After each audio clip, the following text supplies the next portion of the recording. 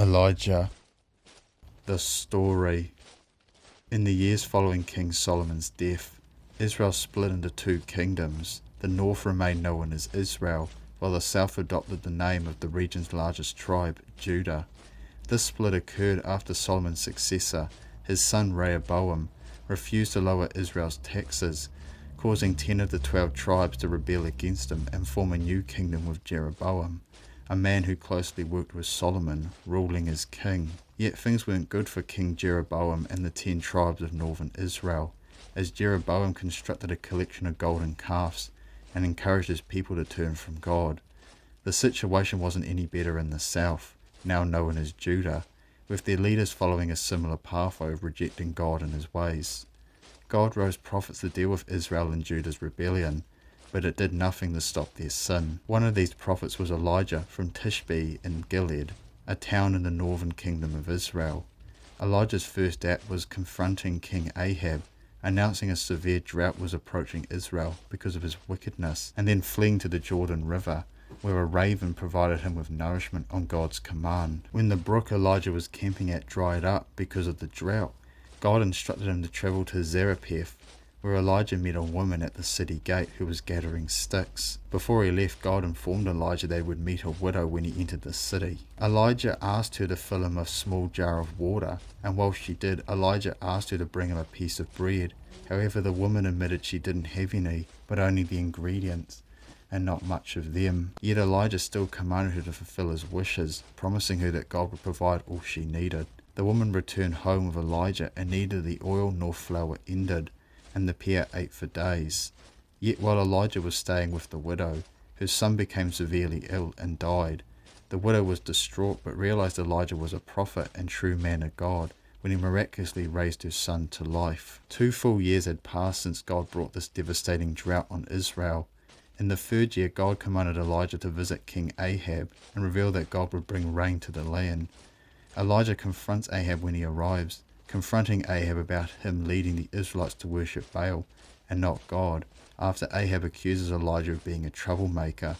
He also challenges King Ahab to organize a public council with the Israelites, the 450 prophets of Baal and the 400 prophets of Asherah at Mount Carmel to see who is stronger, God or Baal. Everyone assembled at Mount Carmel, and Elijah challenged the prophets of Baal to offer sacrifices to their god Baal, and he would do the same to God. The prophets prepared their offering and called on Baal, but no one answered.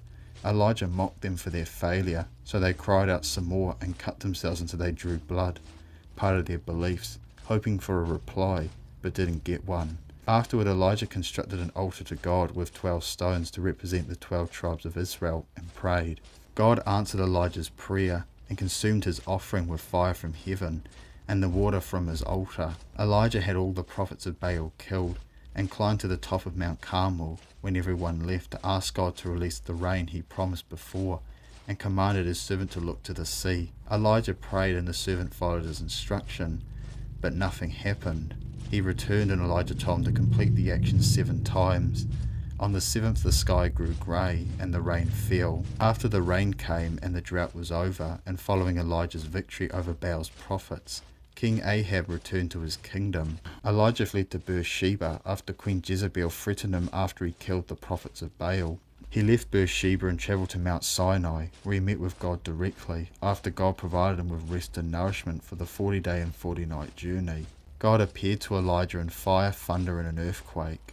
Elijah hid at the cave entrance, and God spoke to him in a quiet, soft voice, asking why he was here. Elijah vented about his struggles as God's prophet. God comforted him and confirmed Elisha would be Elijah's successor at the proper time. Some time passed, and King Ahab acquired for himself a vineyard by killing its owner, Naboth of Jezreel. This came about after Naboth refused to sell Ahab the property after God informed him not to. Ahab agreed but wasn't happy, but Jezebel didn't and plotted a plan to get the land for her husband. Jezebel and the nobles and elders living near Naboth arranged a feast and invited him to join.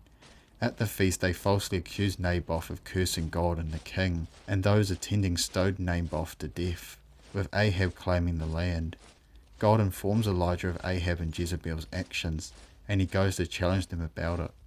Elijah does this through a question and prophecy. Then when Ahab retorts, Elijah prophesies again, stating Israel will reject Ahab's rule, and Jezebel will be eaten by dogs and birds in Jezreel. King Ahab surprisingly sincerely repents for his actions, and God shifts the punishment from him to his son Ahaziah. All of Elijah's prophecies came true. At some point after King Ahab and Jezebel's death, Elijah interacts with Ahaziah, Ahab and Jezebel's son, and northern Israel's 8th king. Ahaziah was badly injured in a fall and sent for some priests from out of Israel who didn't follow God to find out if his injuries were fatal. Elijah intercepted these priests, and after hearing about their business, Elijah sent them on their way with a new message on behalf of Elijah. They condemned Ahaziah for turning to a foreign god instead of God. Ahaziah was furious and demanded to know who interfered with the priest's mission. The priest described the man, and Ahaziah immediately recognized him as Elijah and sent 3 platoons to arrest him. But after Elijah prayed to God for help and protection, God completely destroys the first 2 with fire sent from heaven. However, the third captures Elijah, and he delivers the prophecy he spoke through the priest before, confirming Ahaziah will succumb to his injuries and die because he turned away from God and sought Baal-zebub instead. Ahaziah dies, fulfilling Elijah's words. This is Elijah's last recorded act as God's prophet. In the presence of his successor Elisha, Elijah was taken alive into heaven by a whirlwind after a chariot of fire and horses of fire appeared. Elijah leaves his mantle, possibly a tallit, a rectangular prayer shawl worn by some religious Jews during prayer services, behind which Elisha wears, and with double the power of his mentor Elijah, takes his new role as Israel's new prophet. Digging deeper.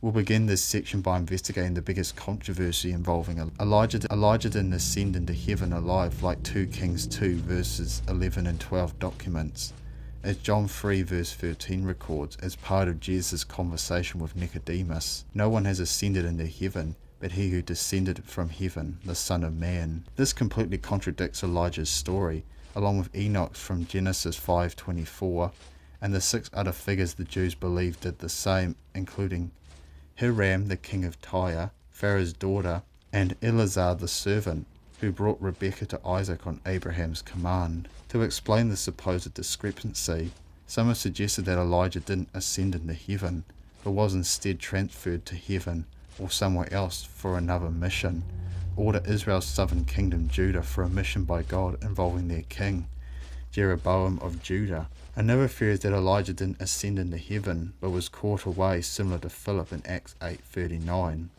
where God teleported him after baptizing the Ethiopian eunuch to Azotus, which was far away from the eunuch. This theory doesn't disclose where Elijah went, but it was in heaven. The last theory is from Dr. John Lightfoot, who concludes that 2 Kings 2 verses 11 and 12 reports a different man named Elijah, and the letter Jeroboam received from Elijah in 2 Chronicles 21:12 was from the man discussed in 1 Kings 17-19 and 2 Kings 2 chapter 1. Next we'll look at Elijah's chair, which isn't an artifact from Elijah's time, but a ceremonial object used during the Jewish festival of Brit Milah, covenant of circumcision, where newborn boys are circumcised, keeping the covenant God made with Abraham in Genesis 17:12. The purpose of Elijah's chair is because the Jewish people believe that Elijah oversees all circumcisions performed during this event and approves of each child's entry into the covenant. Elijah's involvement in this aspect of Jewish culture originates from his interaction with God at Mount Sinai, where according to rabbinic tradition, God gave Elijah the responsibility of supervising Israel's obedience of the covenant after he complained that Israel wasn't following it to God's standard. Lastly, we'll explore Elijah's cup. Again, not an artifact, but a symbol. A special 5th cup some families used during the Jewish festival, Passover, Seder, or just Passover.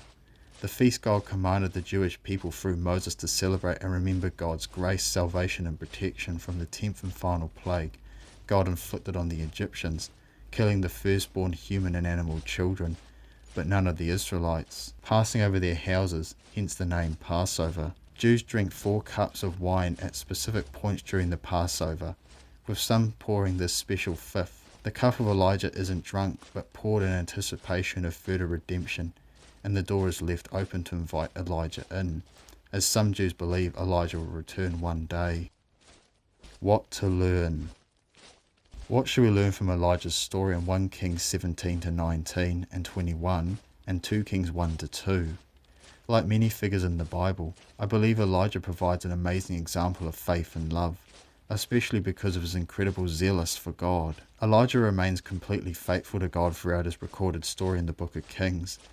He confronts those who follow any other god except the God of Israel, including Ahab and Jezebel's son, Ahaziah, the prophets of Baal, and King Ahab for leading the Israelites away from God to follow foreign gods. Elijah also wasn't afraid to appear vulnerable in front of God, confiding in him about his struggles as God's prophet and his distress at Israel's betrayal of God and their constant rejection of his commands. All this provides Elijah as an amazing example of faith and humility before God. How does this apply to us today? We should all have Elijah's zeal for God and his ways, as it will help us remain faithful, strengthen our relationship with God, and potentially lead others to Jesus, seeing the joy our relationship with God brings us. Also, like Elijah, we shouldn't be afraid to humble ourselves before God and reveal our deepest secrets to him, as he cares for us and wants to help. Plus, there's no point hiding because God sees everything and knows our problems before we even speak.